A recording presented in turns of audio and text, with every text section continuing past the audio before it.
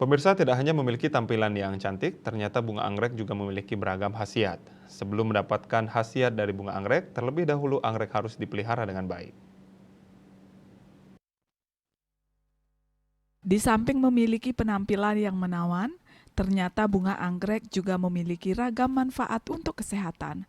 Salah seorang petani anggrek, Sri Laba, menyatakan, sebelum memelihara anggrek, terlebih dahulu kita harus mempelajari karakter anggrek sesuai dengan jenisnya. Begitupun teknik penyiraman dan juga intensitas cahaya yang diperoleh. Seperti halnya anggrek bulan yang memiliki karakter daun berair, maka disarankan untuk tidak terlalu banyak mendapatkan asupan air. Selain itu, pemberian pupuk juga mesti diperhatikan dengan baik. Ketika anggrek telah dirawat dengan baik dan tumbuh sempurna, maka anggrek akan memberikan vibrasi positif terhadap si pemelihara. Ia merasakan ketika melihat tanaman anggrek yang tumbuh sehat, maka tumbuh perasaan yang bahagia. Kalau anggrek itu sudah dirawat dengan baik dan dia akan memberikan kita vibrasi yang baik juga. Sama dengan merawat anak kita. Jadi kalau itu kan tanamannya jadi sehat juga gitu loh. Nah, tanaman sehat pasti dia akan berbunga baik.